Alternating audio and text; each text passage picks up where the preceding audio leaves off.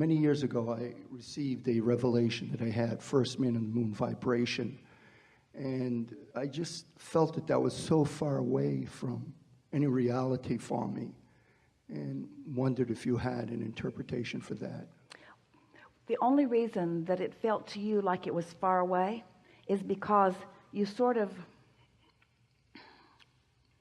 accidentally is not the right word, because nothing is accidental, but you sort of intermittently or sporadically found the vibration that allowed you to realize it, but you don't maintain that often enough for you to allow it to come into further fruition, and so that's why it feels far-fetched, but it isn't.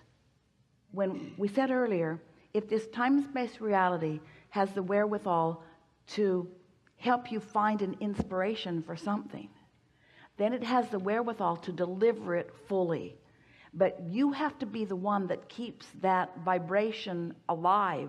The revelation is always there. It's the realization of it that's necessary. Yeah. So I also wanted to say something else.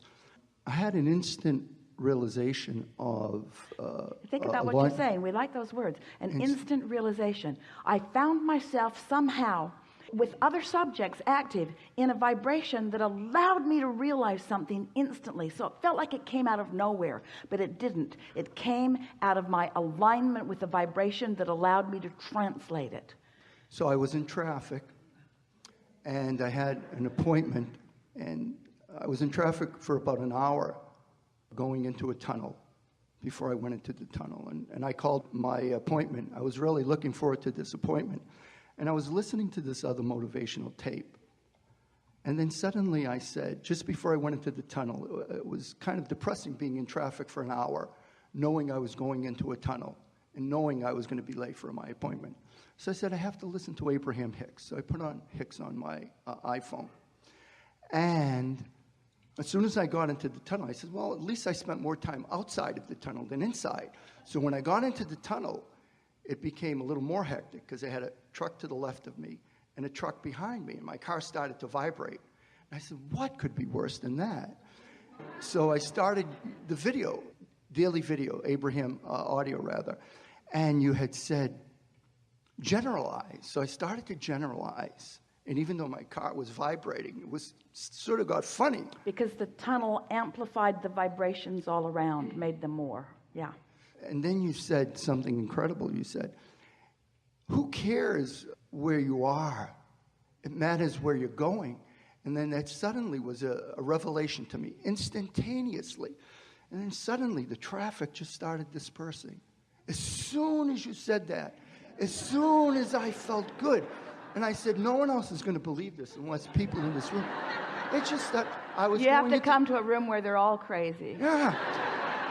I was in the Ted Williams tunnels, and the traffic dispersed, the cars, and I said, wow, and there was one state trooper. You could see there was probably some flood, and then it dispersed. So I just wanted to relate that story. It was so amazing.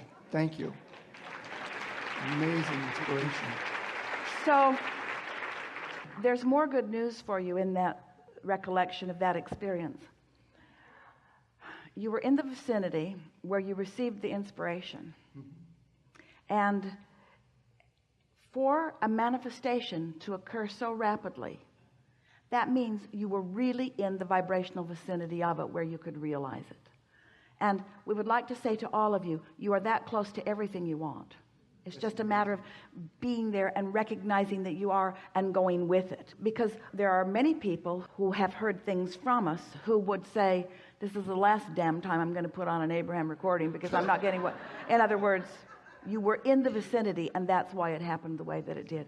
Esther often asks us, she wonders as things unfold, how is it that this series of events are rendezvousing in the way that they are? She wonders, did Abraham already have the manifestation all lined up? And so to make that manifestation even more interesting, Esther was now the recipient of a thought that would ready her for the manifestation. And the answer to that is yes. Since your inner being knows where you are in relationship to everything you want and knows what your level of resistance or allowing is, then we are always delivering to you the scenarios that will enhance everything as it unfolds. And so isn't it lovely that you were already in the process of unraveling that traffic for yourself, but the process, the path of least resistance, made it more meaningful to you still, didn't it? Made you realize that you do create your own reality. And the same with sitting in this seat.